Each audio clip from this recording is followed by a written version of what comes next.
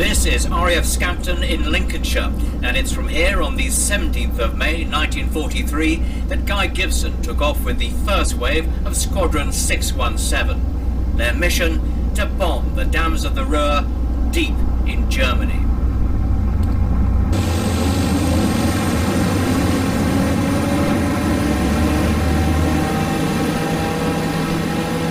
I'm going to try and fly the same route they took and see what it feels like and what it looks like in the new Microsoft simulator. Guy Gibson was just 24 when he led the first wave of the squadron off from the runway at Scampton. They'd been training for weeks in preparation, but the one thing they really knew for sure was that they were going to have to fly very, very low across Europe to hit the target.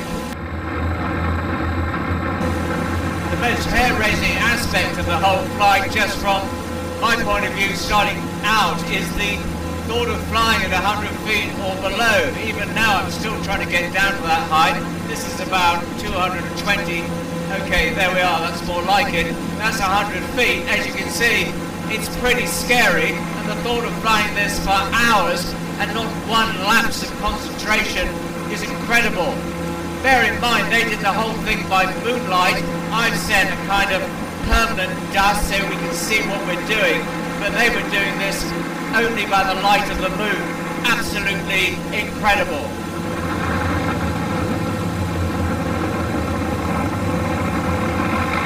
Well, we're coming up now to the English coast, Suffolk coast. It's from here we take our leave of the UK, setting out across the North Sea for enemy territory. And Gibson and his crew knew that once they got out there, they'd be sure of a pretty hot reception.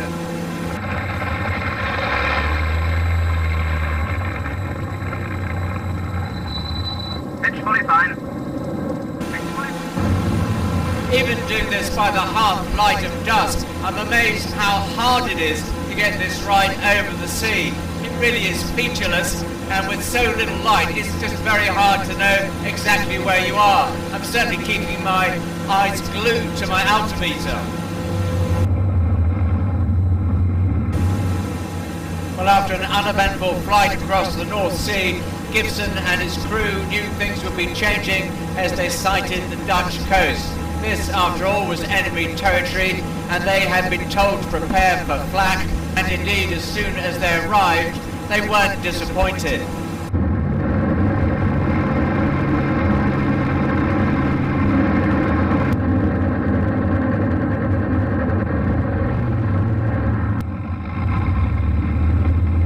But on and on they flew, hedge-hopping all the time, all the while keeping the eye on their height, all the while trying to stay as close to the ground as possible.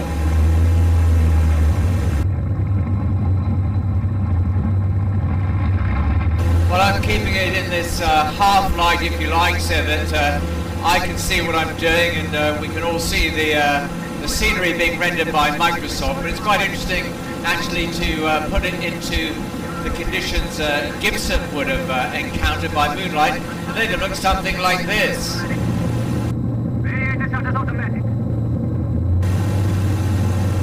Well, we're deep into the heart of industrial Germany now, and it was around here that the first casualty of the operation was recorded. One of the first wave, flown by Flight Lieutenant W. Astle, hit high-tension wires and crashed, killing the pilot and the crew. Gibson flew on, not knowing that he'd lost one of his wave, and he didn't know until he started the attack itself.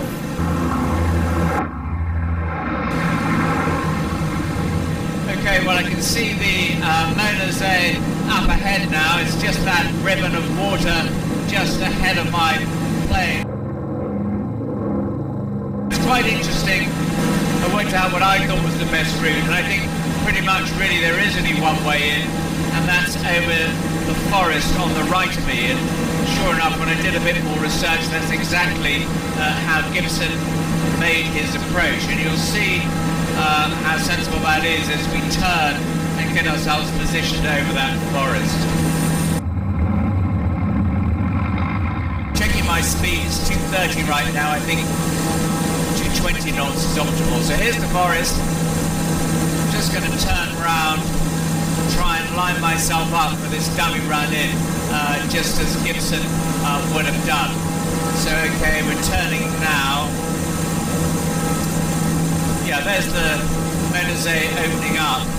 Now, if you look just to the right there, just above the tail, you can see a spit of land. And this is a very natural feature, very obvious feature, and it's exactly what Gibson himself used as a marker for his run in.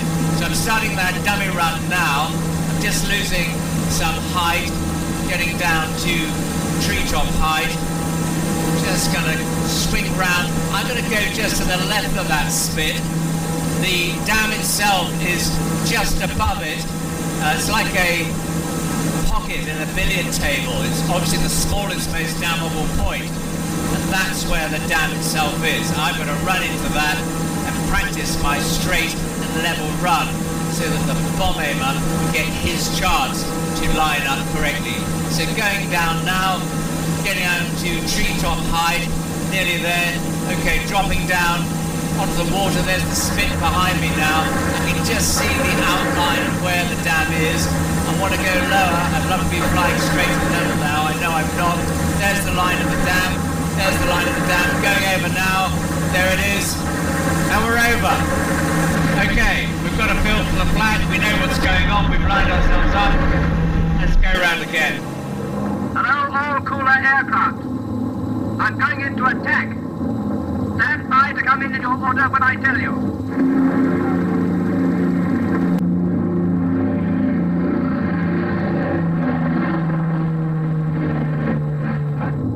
Hello, M for Mother. Stand by to take over if anything happens. Okay, leader. Good luck.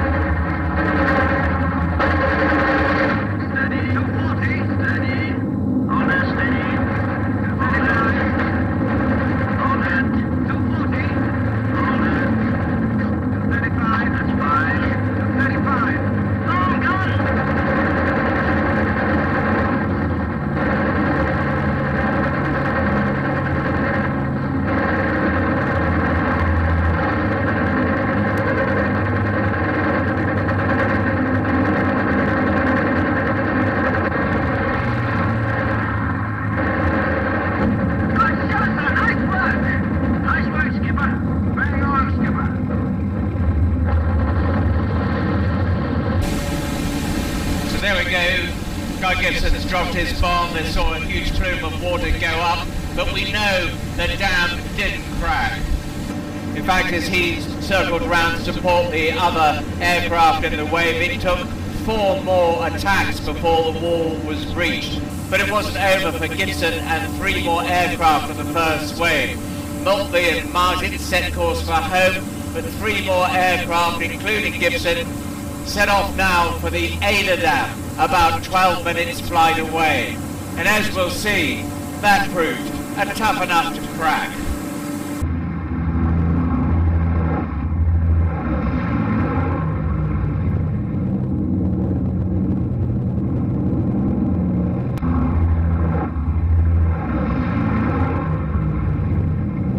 As soon as Gibson started flying southeast towards the Eder Dam, the Edersee, you can see straight away that the topography around it was changing.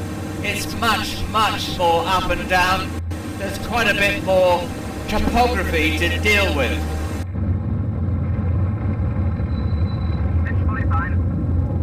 So as they came in, Gibson and his group formed up over Waldock Castle. and use that as a guide for their run in. I'm going to try my test run now. I'm going to come in, I'm going to leave the castle just on my left, and as you can see straight away, I'm having to dive down to get down to wave top height. There I go, I think the dam is just ahead of me there. Let's just get round a little bit, trying to get as low as I can. Alright, there's the top of the dam. Nowhere in the right place, and straight away you can see I'm going to have to pull up pretty sharply to get over those hills surrounding the dam. You're okay. That's 25 degrees. That's 25 degrees. Radiator shutters automatic. Didn't break it. Hello, Infernus. Are you ready to make your attack? Ready, leader.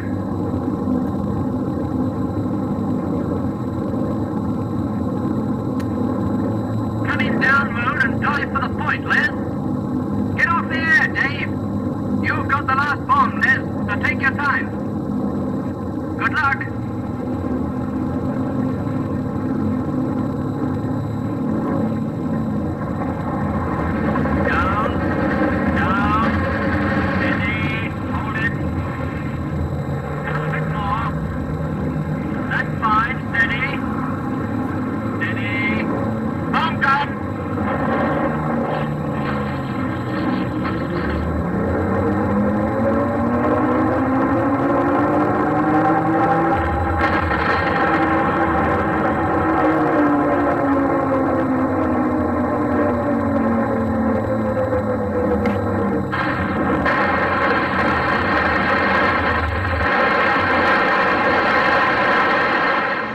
This is London.